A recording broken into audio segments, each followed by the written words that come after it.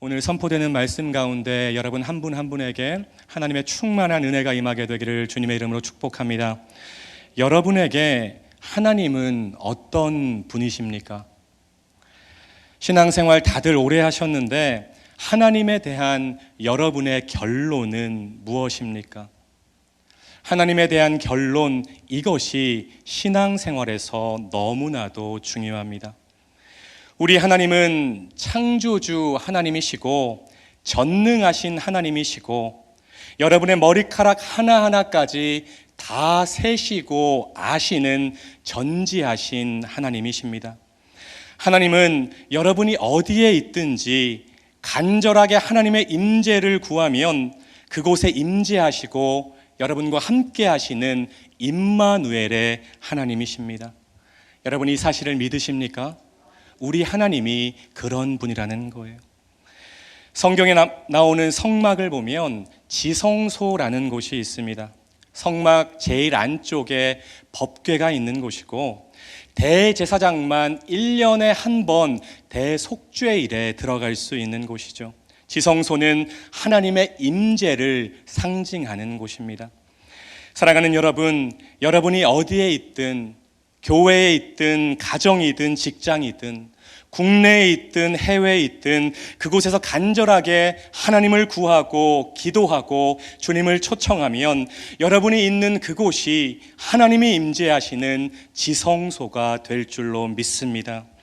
하나님은 하나님을 간절히 찾고 찾는 자가 있는 그곳에 임재하시는 하나님이라는 거예요.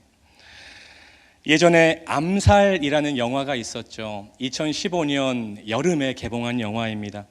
1,000만 명이 넘는 관객 수를 기록한 엄청나게 흥행을 한 영화죠.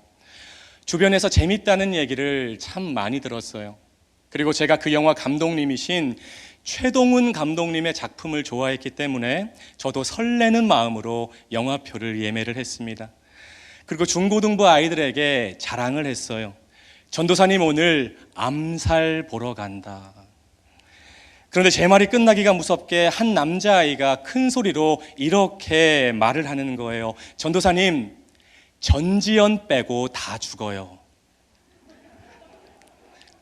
그때 심각하게 고민했습니다. 이 아이를 어떻게 해야 되나? 때릴까? 참을까?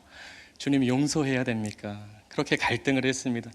그래서 저는 영화의 결론을 알고 암살이라는 영화를 보았습니다. 그런데 여러분, 결론을 아니까, 결론을 알고 보니까 좋은 점이 있었습니다.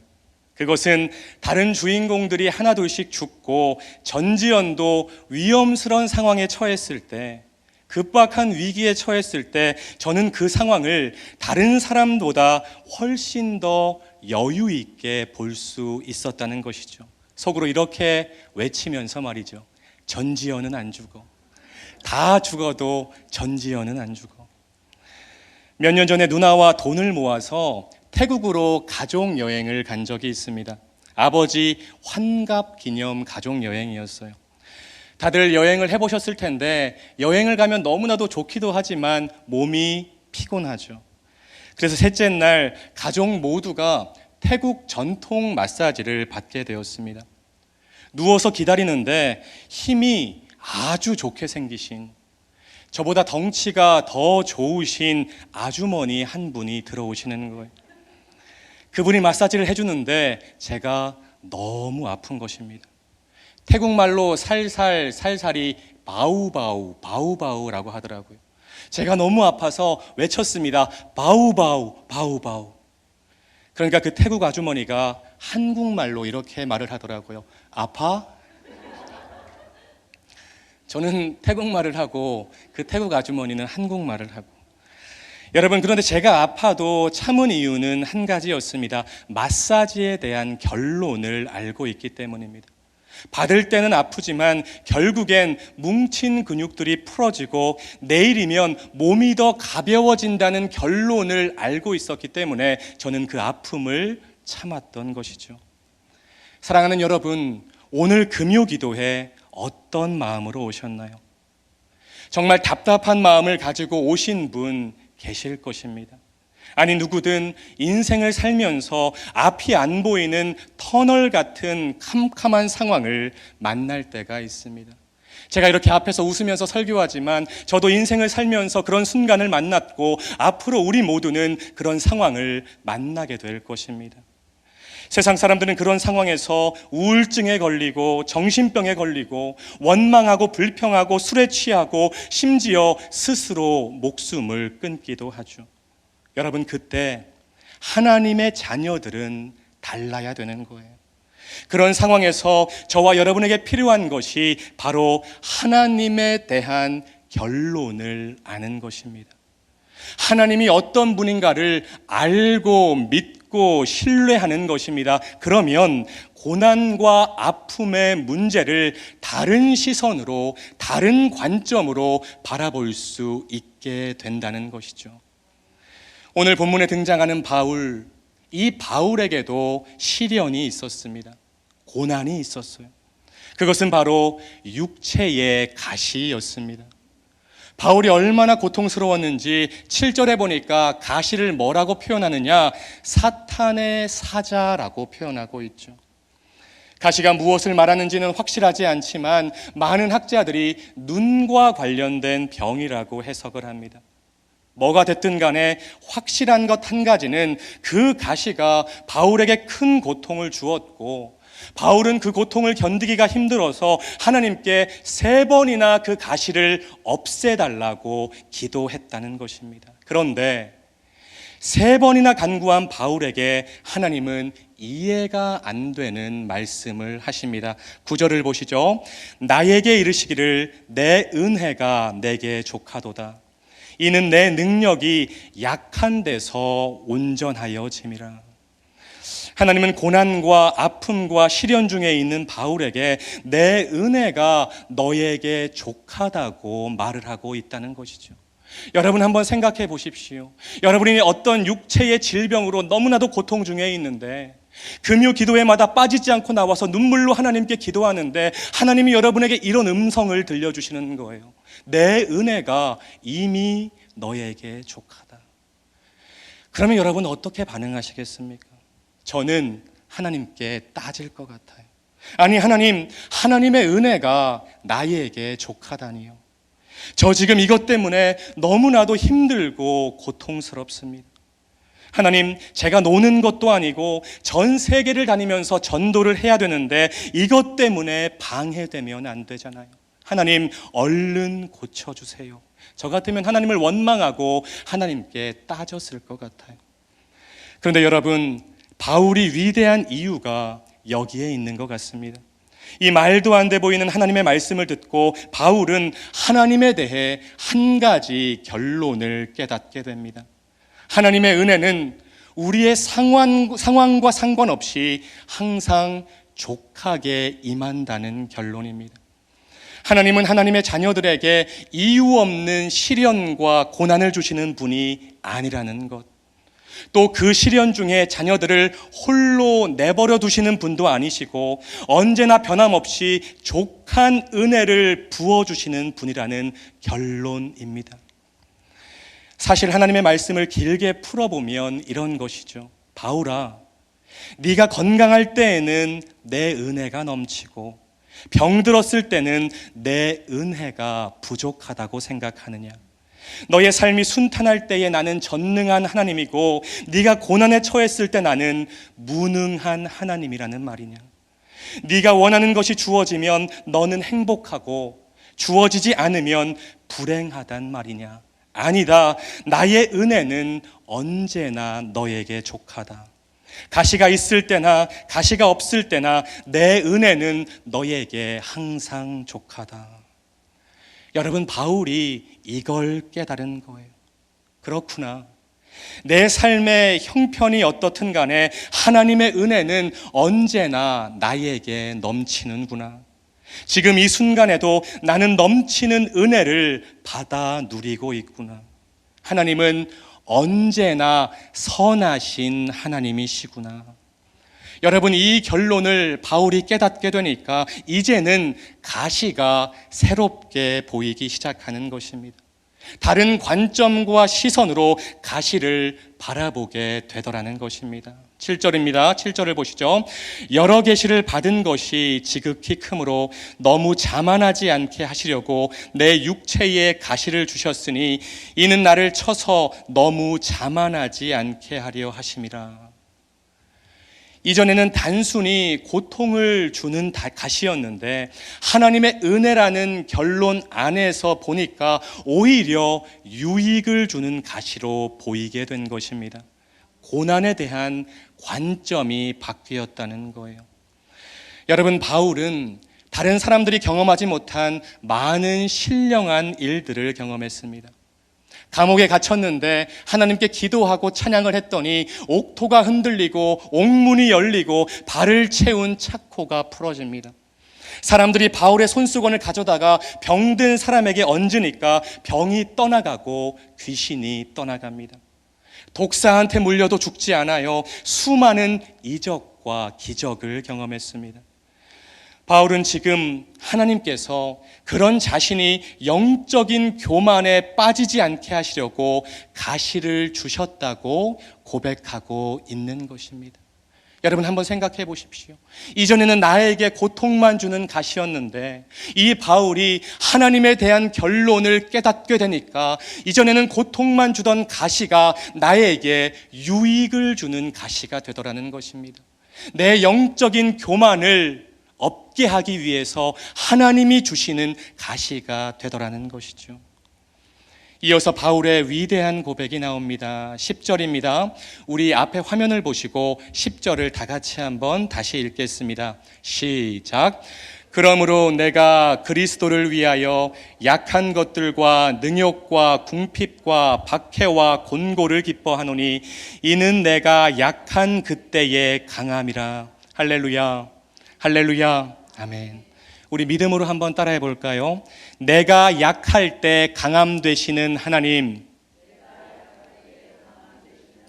좀 더 크게요. 내가 약할 때 강함 되시는 하나님. 여러분, 어떻게 보면 말도 안 되는 것 같지만 이것이 진리라는 것을 믿으시기 바랍니다. 내가 약한 그때에 도리어 내가 강해질 수 있다는 것입니다. 여러분이 약한 그때에 오히려 여러분이 더 강해질 수 있다는 것입니다. 내가 약하기 때문에 하나님을 더 의지하고 하나님께 더 기도하고 하나님 앞에 엎드립니다. 그러면 전능하신 하나님이 내 상황 가운데 개입하시고 나와 동행하시고 일하시고 그래서 하나님의 능력이 내 삶 가운데 임하시기 때문에 내가 더 강해질 수 있다는 거예요. 내 자아가 시퍼렇게 살아서 내 육신의 힘이 강해서 내가 강해지는 것이 아니라 오히려 내 약함을 알고 강하신 하나님을 의존할 때, 그래서 걸어갈 때 나의 삶이 더 강력한 삶이 될 수 있다는 것입니다. 여러분 모두가 이것을 믿으시기를 주님의 이름으로 축원합니다. 여러분 안에 자아가 시퍼렇게 살아있을 때, 내 육신의 힘이 강할 때 내가 강한 것이 아니라 내 약함을 알고 전능하신 하나님을 붙잡고 그분과 함께 걸어갈 때 우리의 삶이 강력한 삶이 될 수 있다는 것이죠.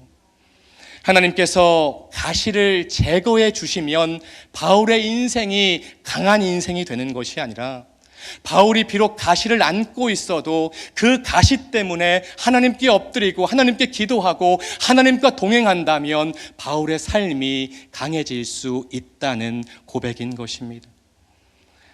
이 10절의 바울의 믿음의 고백이 저와 이 자리를 둘러앉은 여러분 모두의 고백이 되시기를 주님의 이름으로 축원합니다. 여러분, 아서 애쉬라는 그 테니스 선수가 있었어요. 그 앞에 화면을 보시면 이렇게 생긴 테니스 선수입니다.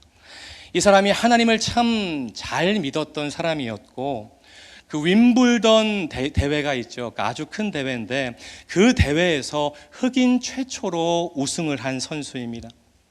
이렇게 잘 나가던 그에게 갑자기 건강에 이상이 찾아오게 되고 수술을 받게 되었어요. 그런데 참 불행한 일이 생기게 됩니다. 수술 중에 에이즈 환자의 피가 수혈이 된 거예요. 졸지에 에이즈 환자가 된 것이죠. 결국 1993년 50세의 나이로 삶을 마감하게 됩니다. 여러분, 누가 봐도 불쌍한 인생이죠. 불행한 인생이죠. 하나님께 따지고 하나님을 원망해야 되는 상황입니다. 그런데 이 아서의 시는 하나님을 원망하지 않았어요. 누군가 그에게 이런 질문을 한 적이 있습니다. 왜 하나님은 당신을 그같이 나쁜 병에 걸리게 하셨을까요? 그때 아서의 시가 이렇게 대답했다고 합니다. 전 세계에서 5천만 명의 어린이들이 테니스를 배웁니다. 그 중에서 500만 명이 테니스를 정식으로 배우죠. 그 중에 50만 명이 선수가 되고 그 중에 5만 명이 리그에 참여합니다.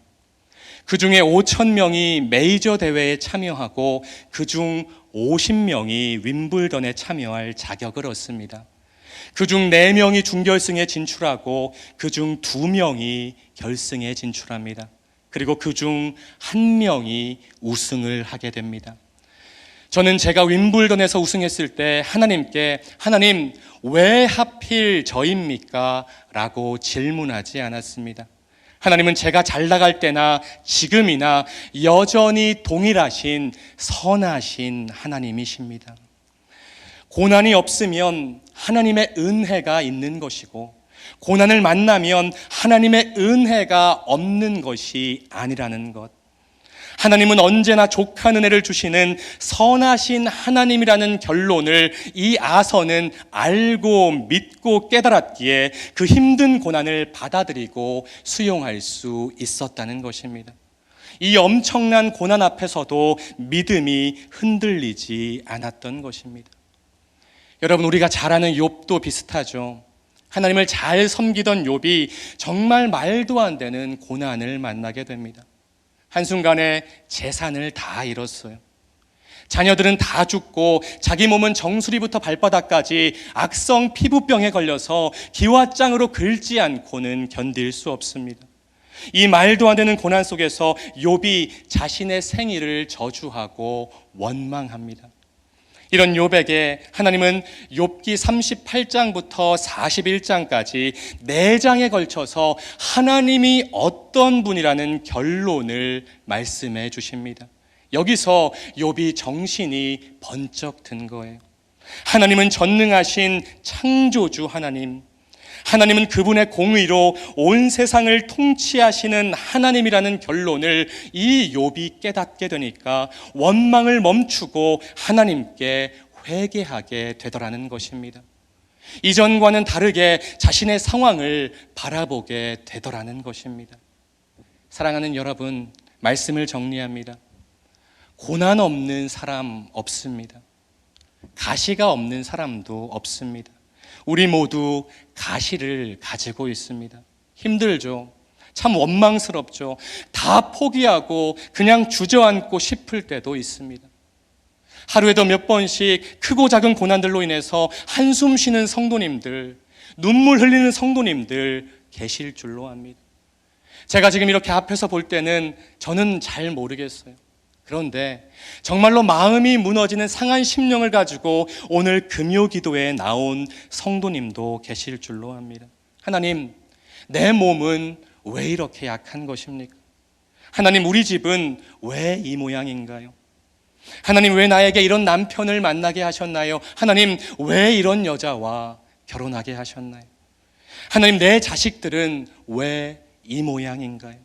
하나님, 왜 사업을 망하게 하셨나요? 하나님, 내 인생은 왜 이렇게 꼬이고 되는 일이 하나도 없는 건가요? 지금까지 이렇게 고난과 가시들 앞에서 원망만 하고 살아오셨다면 오늘부터는 다른 시선으로, 다른 관점으로 그 상황을 바라볼 수 있었으면 좋겠습니다.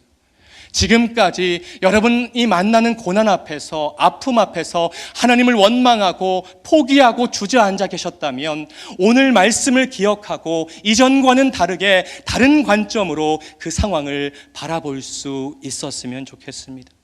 중요한 것은 하나님에 대한 결론입니다. 하나님에 대한 결론을 알고 믿고 신뢰할 수 있다면 그 고난과 가시 속에서도 우리는 하나님의 은혜를 말할 수 있다는 것입니다. 바라기는 이 자리에 둘러앉은 여러분 모두가 고난과 아픔과 가시 속에서도 하나님의 은혜를 고백할 수 있게 되기를 주님의 이름으로 축원합니다. 하나님 끝까지 붙잡고 하나님께 내 체중을 다 기대며 그 어려운 상황 통과하고 극복해낼 수 있다는 것이죠. 이 믿음이 여러분 모두에게 있었으면 좋겠습니다. 이 시간 제가 하나님에 대한 결론을 믿음으로 선포하려고 합니다. 이 하나님에 대한 결론을 신뢰하고 믿으시는 분은 아멘으로 화답해 주셨으면 좋겠습니다. 여러분 준비되셨나요? 제가 믿음으로 하나님에 대한 결론을 선포합니다. 하나님은 언제나 선하신 하나님이십니다. 지금보다 한 2배 정도만 컸으면 좋겠어요. 다시요. 하나님은 언제나 선하신 하나님이십니다. 하나님은 어떤 순간에도 여러분을 버리지 않으십니다. 하나님의 은혜는 언제나 동일하게 여러분에게 임하고 있습니다. 고난이 있고 없음이 하나님의 은혜를 판단하는 기준이 될 수 없습니다. 하나님은 모든 상황을 바꾸실 수 있는 전능하신 분이십니다. 하나님은 우리가 약할 때 더 강하게 일하시는 분이십니다. 할렐루야, 아멘. 바라기는 지금 아멘 크게 하신 대로 하나님에 대한 결론을 믿고 신뢰하심으로 하나님과 함께 여러분이 만나는 고난의 상황 견디고 극복하고 통과해내시기를 주님의 이름으로 축원합니다. 지금까지는 여러분이 만난 고난 앞에서 하나님을 원망하고 하나님께 따지는 삶만 살았다면 이제는 그 고난과 아픔 속에서도 하나님의 은혜를 선포하고 고백할 수 있는 여러분 모두가 되시기를 주님의 이름으로 축원드립니다.